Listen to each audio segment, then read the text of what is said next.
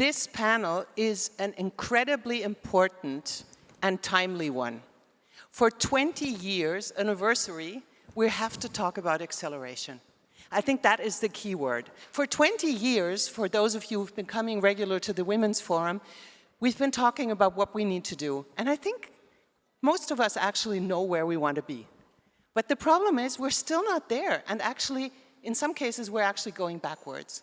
So talking about acceleration, to me, is one of the most important topics we could possibly talk about today. And I'm absolutely delighted to have a wonderful panel here. I think they've already been introduced, but let me just quickly say welcome to Elisabeth Moreno, President and Board Member of Ring Capital in Ring Africa. And of course, in France, anybody who is even slightly interested in gender equality knows Elisabeth from her time as the Minister of Gender Equality in France. Then we have Alexandra Soto.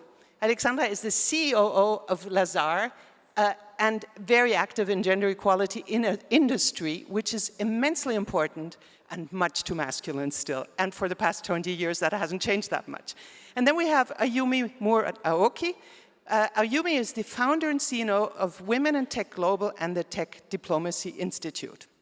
Now, Elisabeth, yesterday when we were starting here, there's these words on the side, and it said, I saw something that said, unapologetic courage. And I thought of you. I thought, this is Elisabeth, because Elisabeth speaks her mind, and now that she's no longer minister, she can speak it even more. And I want to ask you, Elisabeth, you have been holding very important leadership positions in the public and in the private sector. And I would like to know, how does that change? Do we need different ways of acceleration in those sectors? What have you learned from being in those positions? And what does it mean for us? Thank you very much, Monika. It's such a pleasure to share this panel with Alexandra and Ayumi, because knowing them, I'm sure you're going to get a lot of inspiration. And to respond to your question, let me put things simply. Before accelerating, you should at least have started something big. And it's funny because, you know, I'm part of this generation that believed that things had been amazing, you know. I was so happy to see that women could work without asking permission to their husband. So happy to see that we could open our bank account without asking permission to our father or husband. And you know what? This was only 60 years ago. Okay, I'm 55, and I was close to be born in a moment where I couldn't work, or I couldn't open a bank account without permission. And this made me think, now that we are in 2025 and we have seen all these decisions made in the US that prohibit women from deciding whether they want to have a family or not. All these decisions made in Afghanistan where, because you are born a girl, you cannot get access to education. And even in France, every 3 days you have a woman that is killed because she is a woman. And I'm like, how can we speak about acceleration when the basics are still not there? It's difficult. And honestly, I have lost patience. You know why? Because in 2025, in the country where the human rights were signed more than 75 years ago, to decide that we women should have the same rights as men, we put that on paper, but we still have to fight to wear the clothes we want to wear, to do the studies we want to do, to get the jobs we want to get. So again, before talking about accelerations, let's think about the way we are treating half of the human population. That's a strong statement, but maybe we have to accelerate the basics then. I mean, I think if you're saying you're impatient, that means you want to accelerate. Impatient people want to go faster. So how do we go faster? Let me turn to Alexandra, because Alexandra, one of the points that Elisabeth mentioned is about financial power. Very important, you said, opening a bank account and all that. You're working in the financial sector, which is so important for women in so many ways, both being represented, being decision makers in the financial sector like you, who are a trailblazer in this, but also simply participating in the financial sector. And as a global company, obviously, you are also experiencing backlash. So can you tell us a little bit about where you see this situation in 2025? Yeah, as Elisabeth just said, I wish we wouldn't be discussing this subject about pushback. And there is what we talk about and what we do. And I think what matters today is actually what we do rather than what we talk about. And I would like to, in front of this audience, make sure I give a plea to all of you who are in position wherever you are in your company. Don't let the noise distract yourselves from where we are meant to be going. Some people, some companies have been using that as an excuse.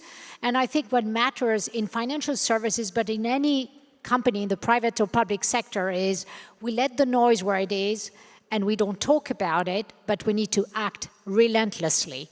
If we don't act, we will go backward. And the only reason why, of course, this is the right thing to do, but that's not the point. The point is, and this is not, many studies will tell you, this is the best outcome for clients, whichever company you are in. If you don't have diverse views, if you don't have diverse teams, the outcome for clients won't be as good. So this is a business imperative, and if people haven't understood that, this is critical. So what I would say is let the pushback, let all that noise do whatever and live in its own sphere, in its own cloud, but you as business actors within your own and respective industries, please, don't let anyone be distracted by the noise. Don't let anyone use that as an excuse for just forgetting everything they had committed to only 5 years ago and just continue pushing. So I would like to say thank you. Elisabeth, does that satisfy you? Oh, yeah. No, of course it does. Of course it does. Because what Alexandra is telling us is that every one of us in this room can make a difference. You know, sometimes you believe that you need to be the COO of LAZARD to make a difference, but actually you don't. Because each and every one of you in this room have the ability to do something. It can be a small step, but it doesn't matter.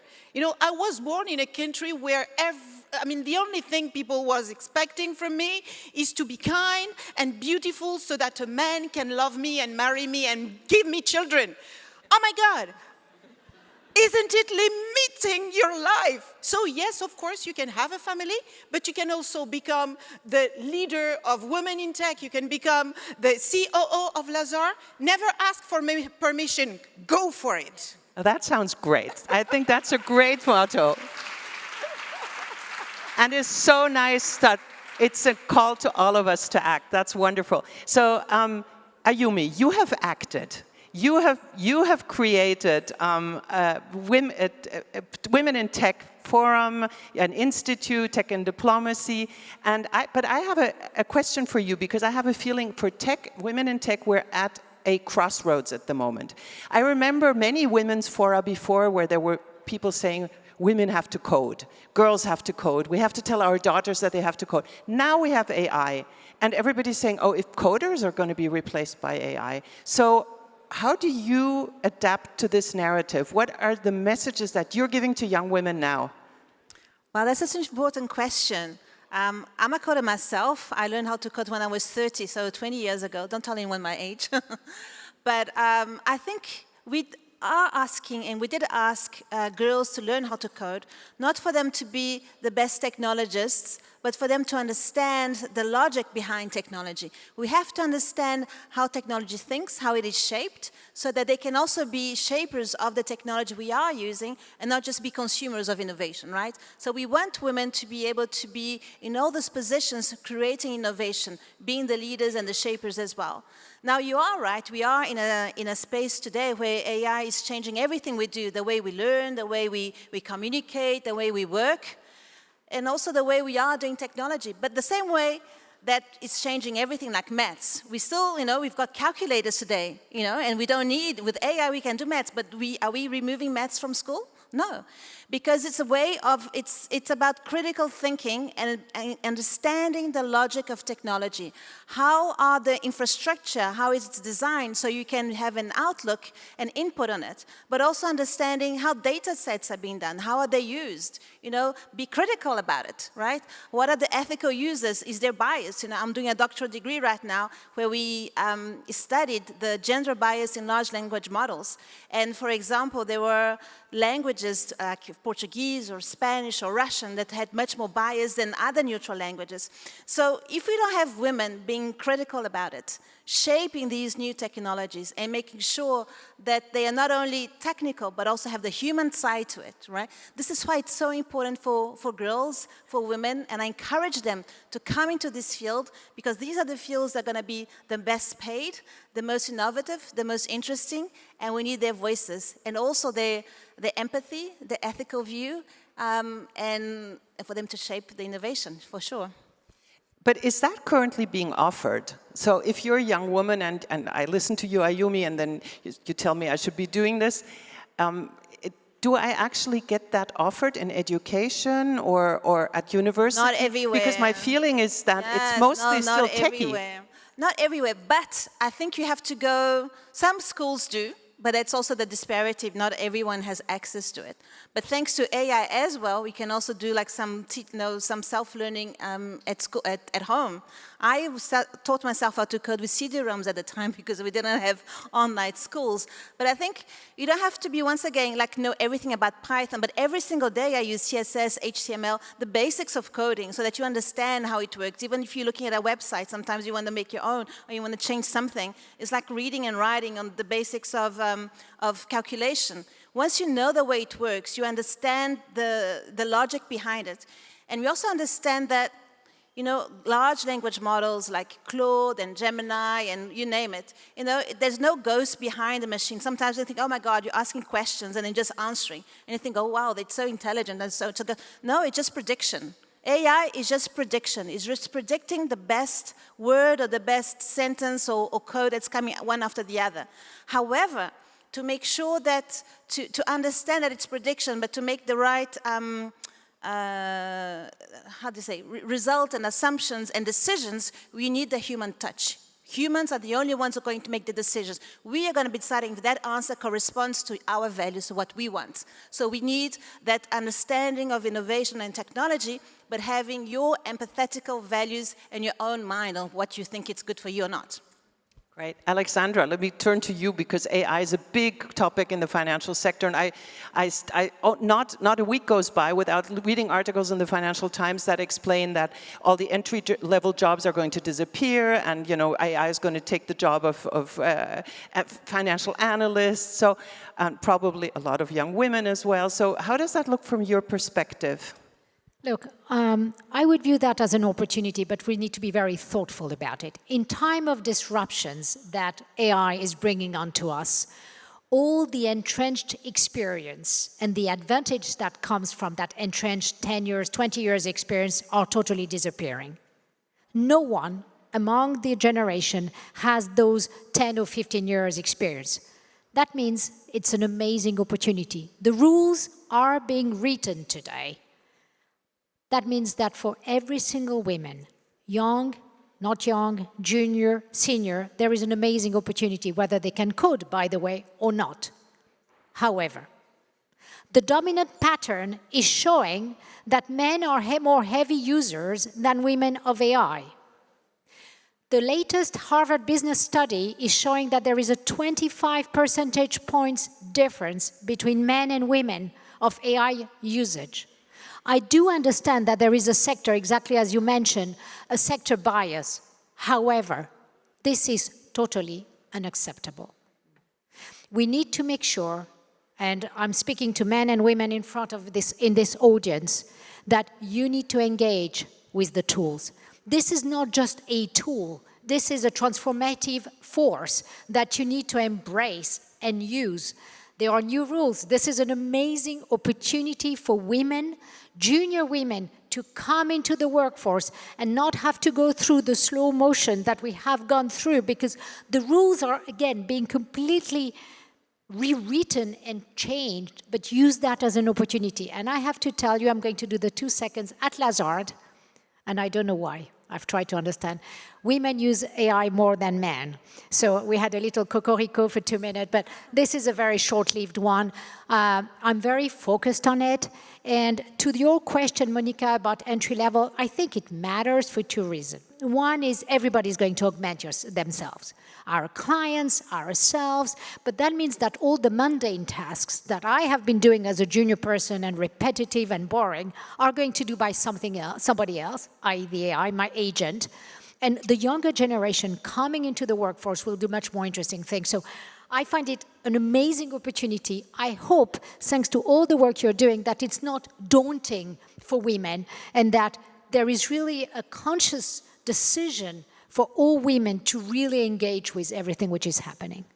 It sounds like this really is the acceleration, right? Here, because listening to you both, I hear that it's moving so fast that those women that jump on the train will be faster than all the others.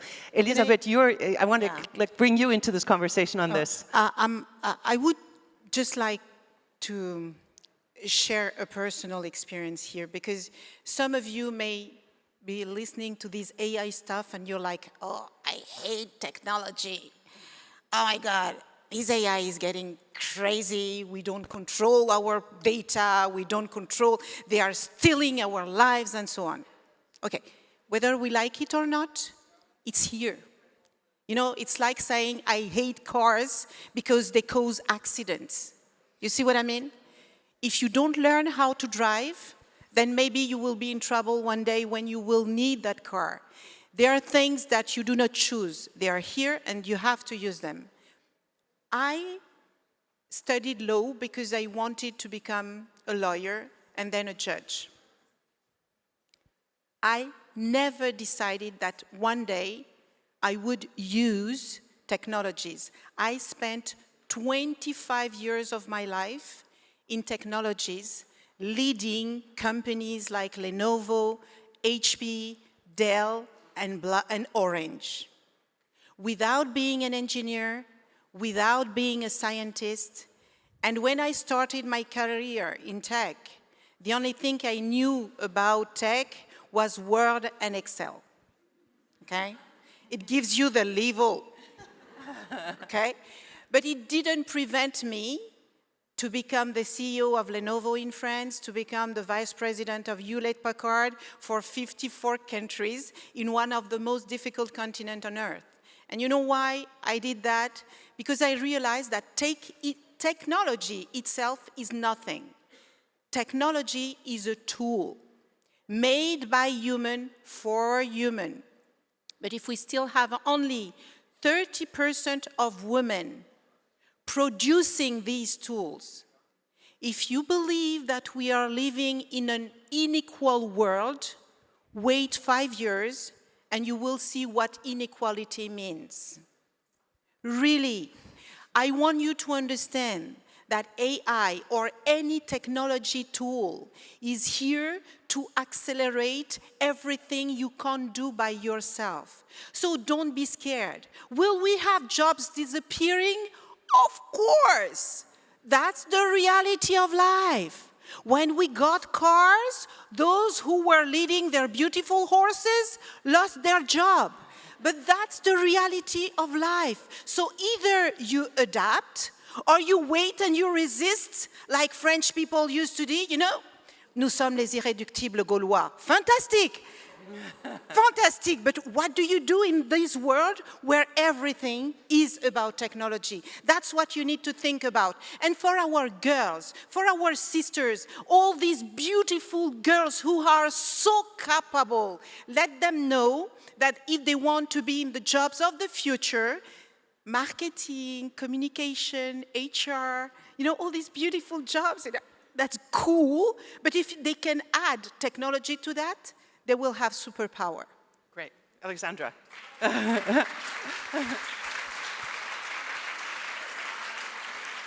Alexandra, you wanted to react to... okay. Ayumi, you hear this? I hear and I applaud. I support 100, 2,000%, completely. How hard do you find it to convince these young women to actually add this tech element to the more traditional, segregated job choices, study choices that they're doing? She does amazing thing. I'm in love with Ayumi. No, but I'm sorry. Can you? So first, if we had more time, I mean, her life experience is just amazing. I was dreaming about going to Japan last year. This year. Oh, sorry, this year. Time is flying like crazy. April. She had women coming from all around the world, from different IT perspective and environment, and she put them in one room for 3 days, and when they left, they all wanted to become an engineer. Isn't she fantastic? So you have to share that secret with the rest of the world, Ayumi. How do you do that? Well, we try.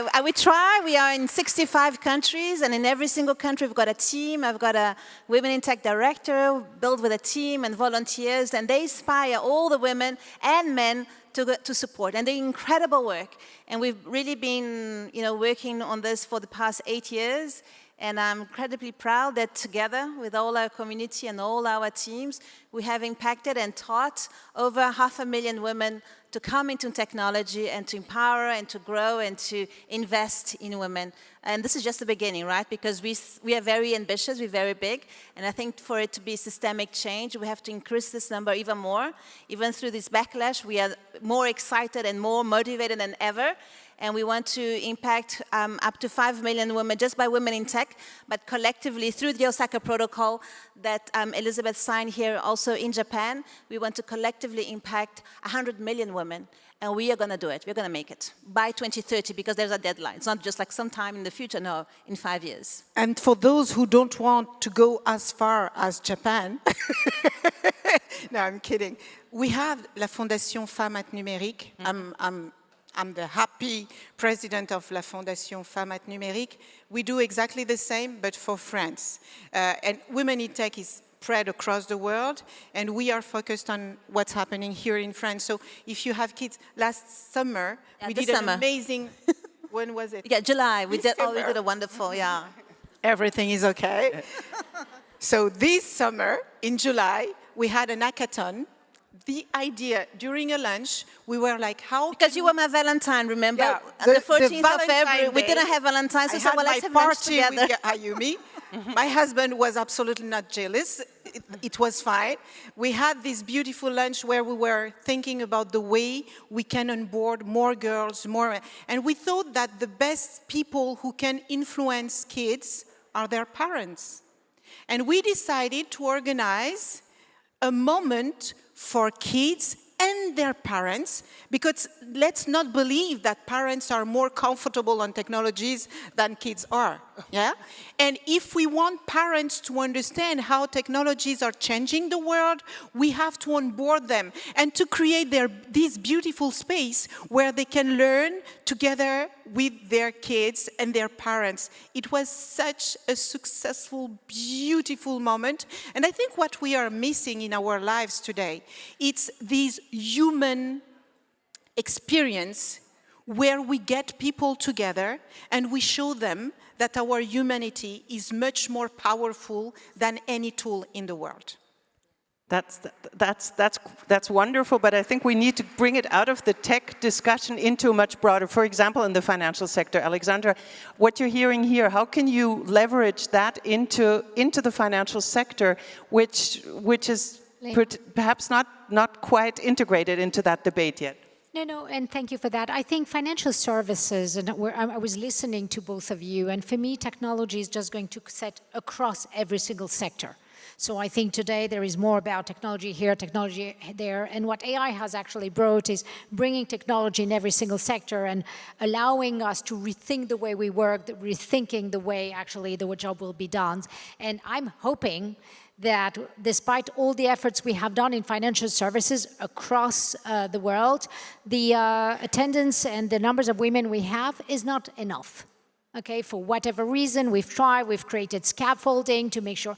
I think it's one of the most amazing jobs in the world to be. It's extremely interesting, it's challenging, it's new, there is a lot of innovation constantly, but it hasn't been good enough to get enough women across the financial services. So I'm hoping with the advent of AI and the change of the types of jobs we will be doing, that we will continue to attract. And that was, I was doing a plea to all of the young women here, is that please engage with that transformation. It's not about tech, this is about doing your job in which sector you are involved. It's not a tech discussion, it is a much broader, it is an economical discussion. This is great. So we've come to the end of the panel. What I take away from this is jump on the train and do not put on the brakes, accelerate even faster, and everybody participate. Can we sum it up like that? Wonderful. Well Thank done. you very much, Thank you. Monika. Thank you so much.